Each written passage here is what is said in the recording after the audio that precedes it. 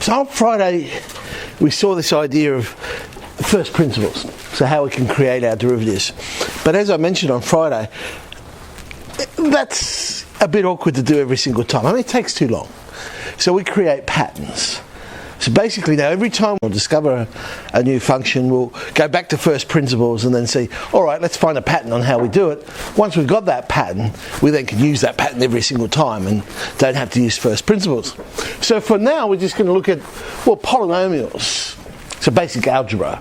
I suppose the most simplest piece of algebra is when y is equal to constant. Now we're going to build it this way because we're going to start off, we should know the answer to this. Because remember, the derivative is measuring the slope of the curve. Now, if y is a constant number, and you were to draw that, what would the slope of the line be? So we should end up with 0.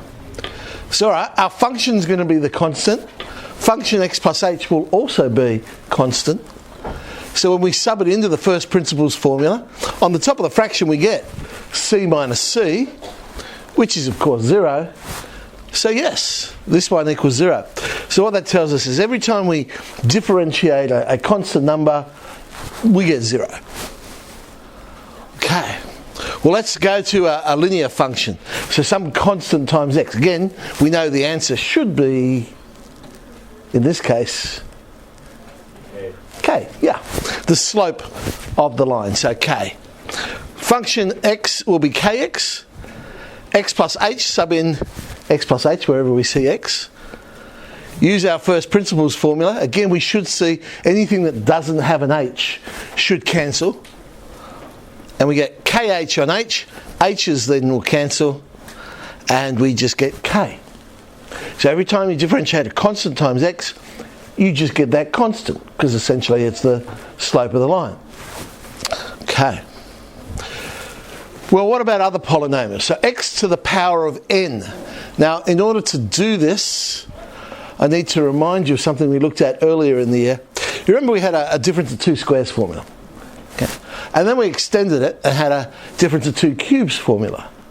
And what I said was, well, hey, that pattern continues. So if I had a to the power of 4 minus b to the power of 4, I could start that with a minus b. And then in the second parentheses, the powers of a will go down by 1, the powers of b will go up by 1. So if I have a to the power of n minus b to the power of n, I know that'll factorise to be a minus b in the first parentheses. In the second one, powers of a go down by 1, so we'll start at n minus 1, then n minus 2, n minus 3, all the way down to the last term where it's a to the power of 0, which is 1. And the powers of b are going up by 1. At any point, we can pick any term in there, and the 2 powers always add to b, n minus 1. That I'm going to need in order to do this. Okay. So function x will be x to the power of n. Function x plus h is x plus h to the power of n. So when I substitute it in the first principles, there's that a to the power of n minus b to the power of n idea. I've got x plus h to the power of n minus x to the power of n. So for the sake of this formula, if you like, a is x plus h, b is x. So I know it'll factorise. Well, the first one was a minus b, so this will be x plus h minus x. That's nice, because that'll just simplify to be h. It'll cancel with the h on the bottom. That's good.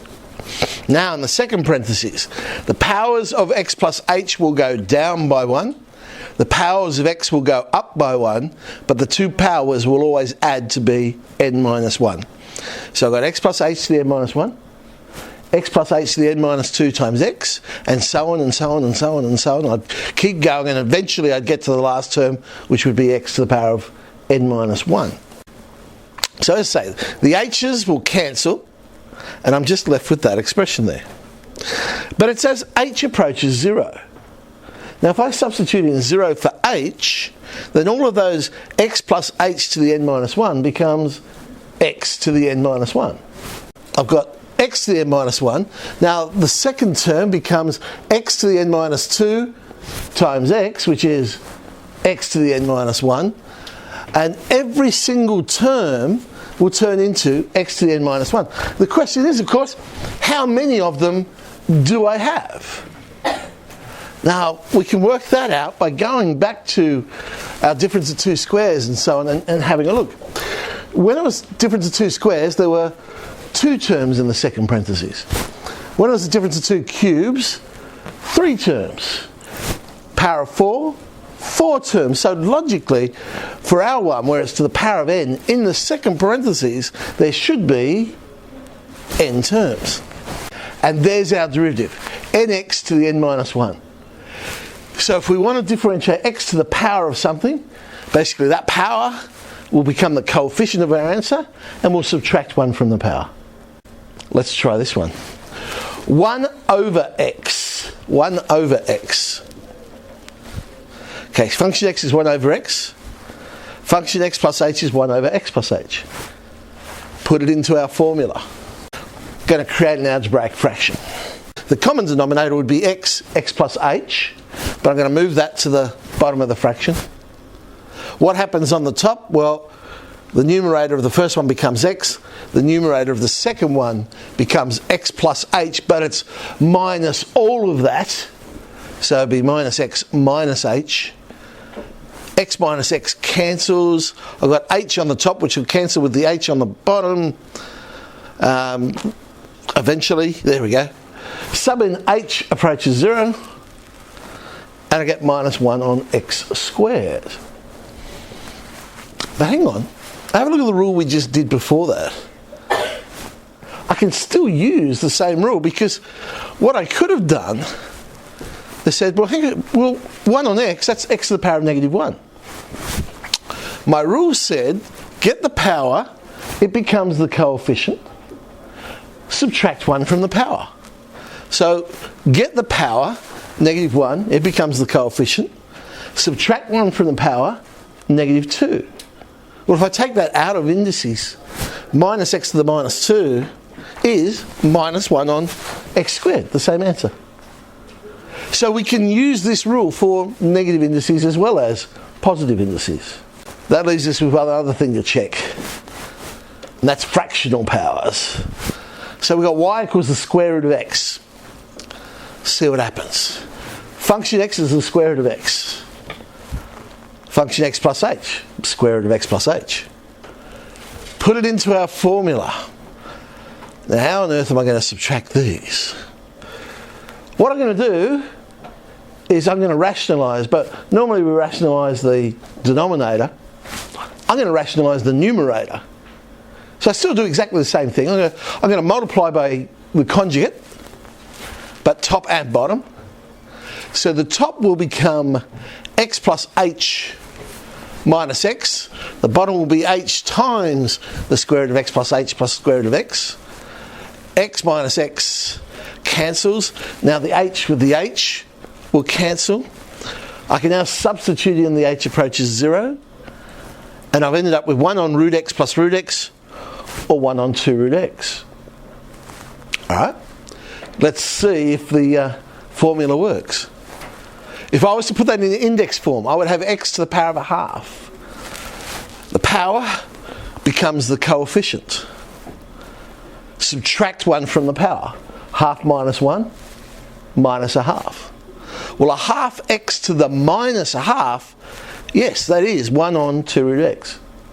So our little formula we had before will cover negative indices, it'll cover fractional indices.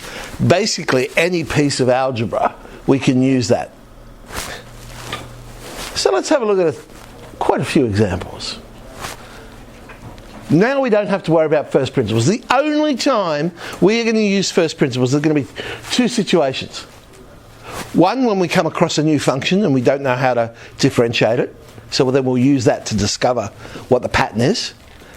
The second situation, what do you reckon the second situation is going to be? Yeah. So if you're in a test and they say, differentiate this by first principles, because they want to see whether you can use the formula to come up with it. Y equals 7, the derivative would be 0, it's a constant. Who said this calculus was hard? Y equals 37x, the derivative would be 37. Very good. Y equals x to the power of 10. The power becomes the coefficient. Subtract 1 from the power. There is 10x to the 9. Oh, now let's make it tricky. Y equals 3x squared plus 6x plus 2. 3x squared, when we bring that power to the front, we just multiply it by whatever coefficient's there. And we can do it one at a time. We just do each piece at a time. So 3x squared becomes 6x. 6x becomes 6. The 2, of course, becomes 0.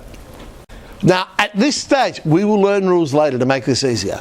But at this stage, I'm going to have to expand this out first. So 4x squared plus 4x plus 1. Then differentiate each individual part. I say, in the not too distant future, we will find yet another formula which will allow us to do that quicker as well. Y equals 3x plus 1 on x squared.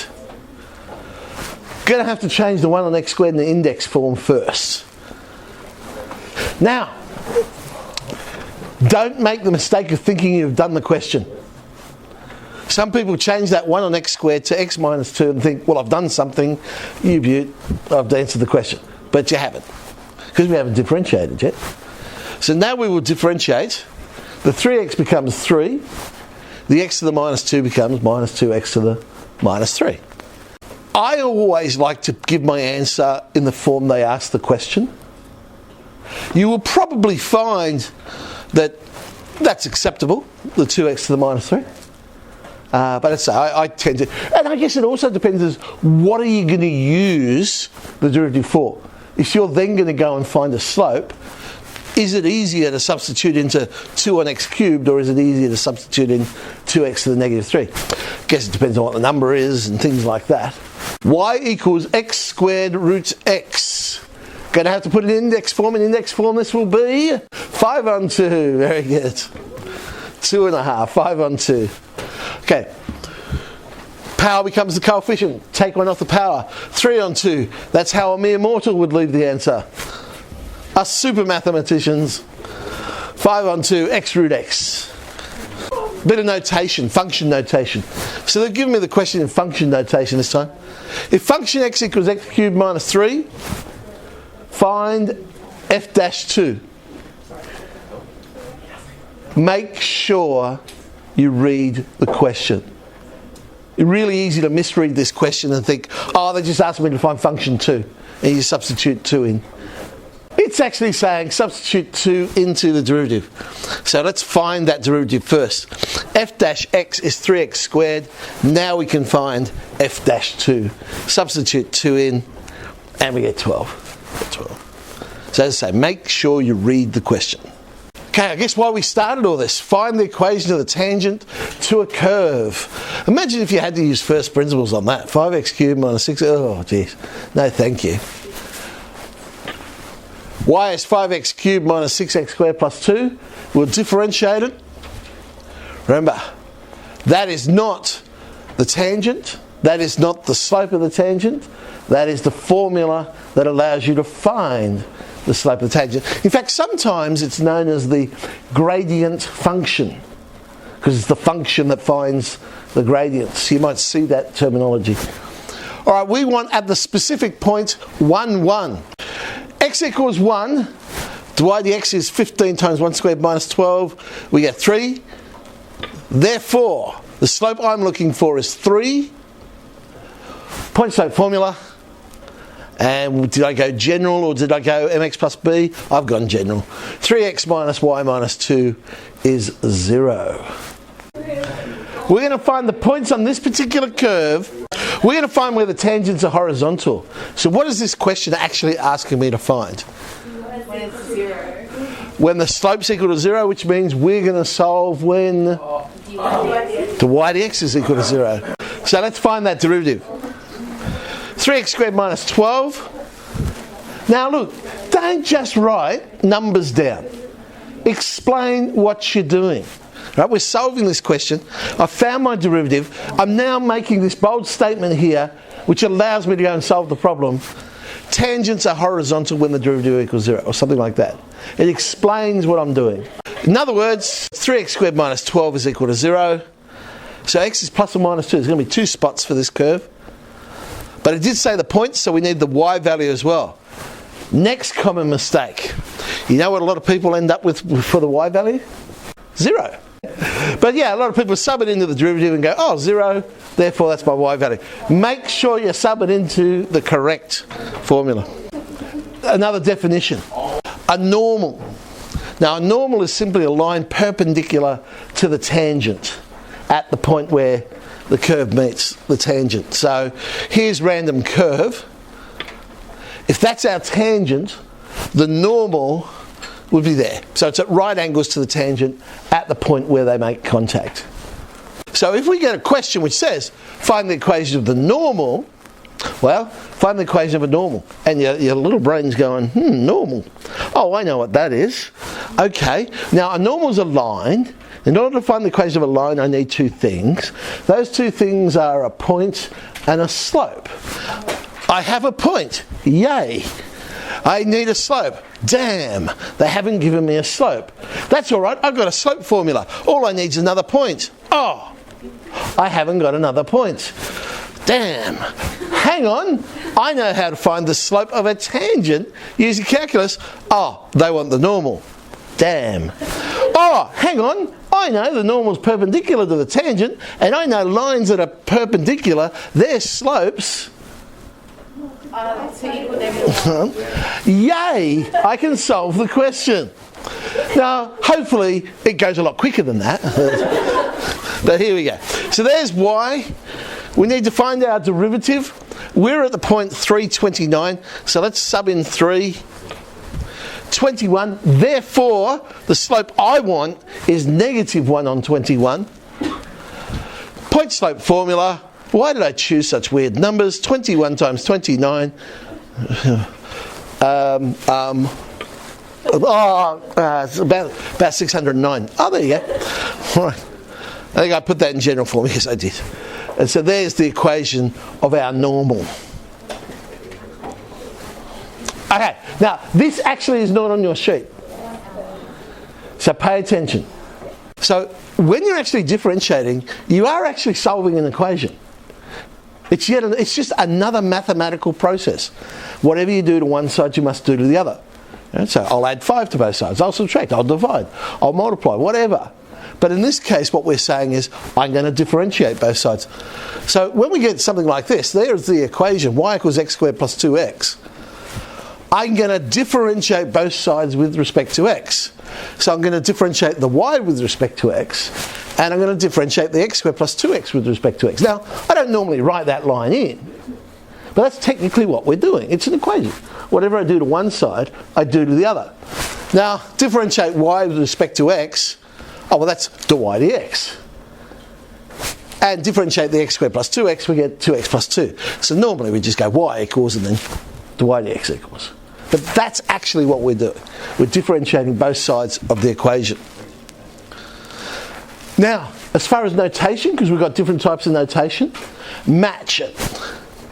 So, if they say y equals x squared plus 2x, then I'd answer that dy dx equals. Or, remember I said you could use y with a dash, which some people call prime, so y prime. Don't know why they got that name. Personally, I don't go with that one. I like dy dx because it tells me what it's with respect to. So I know it's with respect to x. Okay. If it starts off function x, then I'll go f dash x rather than dy dx. So I'll match the notation that's being used. And if the question is just dx squared plus 2x, it's now just a piece of algebra. And I go, oh, well, that equals, there's the answer. Because they're actually just saying, hey, simply differentiate this with respect to x. So it's not an equation in this case. I'm just writing the answer down. It's like if they had said, hey, what's 2 times 3? 6. Trust me, it is. All right. 7C, 7D. Time to play.